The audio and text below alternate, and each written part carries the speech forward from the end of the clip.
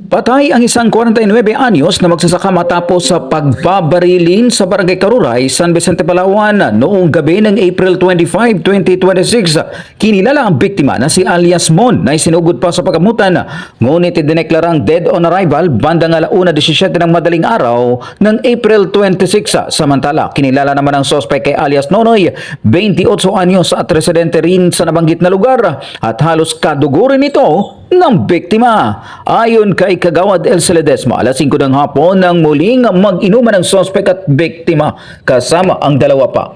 Maayos pa umano ang kanilang samahan, ngunit kalaunan ay nagkaroon ng pagtatalo hanggang sa dalawa na lamang ang naiwana. Nagkaroon pa umano ng habulan at pagtutok ng baril bago lumabas ng lugar ang sospek. Sa paglabas nito, nasa lubong pa umano niya ang anak ng biktima at sinasabing, "Sorry be, papatayin ko ang tatay mo." Nakiusap pa raw ang anak na huwag gawin ito. Nagkapikunan ba sila?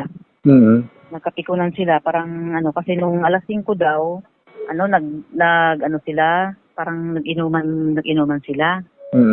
Tapos nagka-diskusyonan, nagkagirian ba na may baril-baril, yung baril ba ng shotgun. Tapos nung sila mag-away, nag-alis na yung tao, nagpunta yung suspect, nag-alis na sa bahay ng biktima. Tapos nung masalubong daw niya ng suspect yung anak ng biktima, sinabihan niya be, sorry, sabi niya, papatayin ko talaga ang tatay mo. Siyempre, rin yung anak, nagmakaawa na wag naman ganito kasi katoy ang.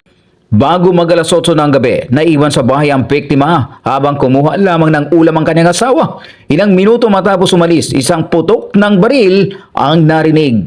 Pagbalik ng asawa, nadatna na umano niya nga naghihingalo ang biktima at duguan sa ilalim ng lamesa. Narinig din umano niya ang kaluskos sa damuhan, kaya agad siyang humingi ng tulong.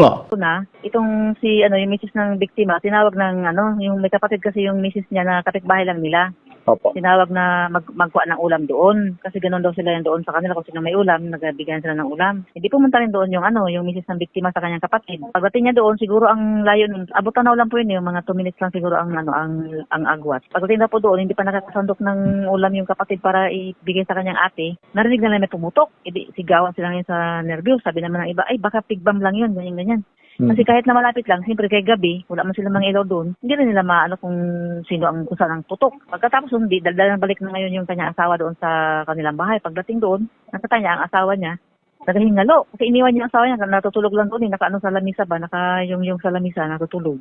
Sabi niya, bakit may bakit naghihingalo ka?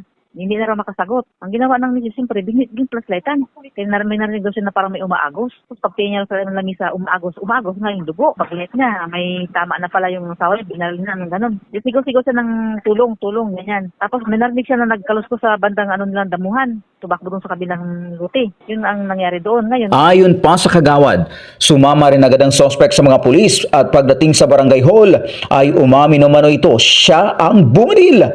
Inimbestigahan na ng mga otoridad ang insidente. pulis, sinanap siya dahil siya nga ang main suspect dahil nga sa sinabi niya doon sa anak. Hindi rin daw nagtanggi yung suspect. Sabi niya, sir, patapusin mo lang kumain, masama lang ako sa inyo. Sumama naman daw siya ng maayos. Pagdating doon sa barangay hall, nag-amin siya na siya nga talaga yung bumaril sa biktima. Sherwin Leonardo, Basta Radio, Ibandera mo.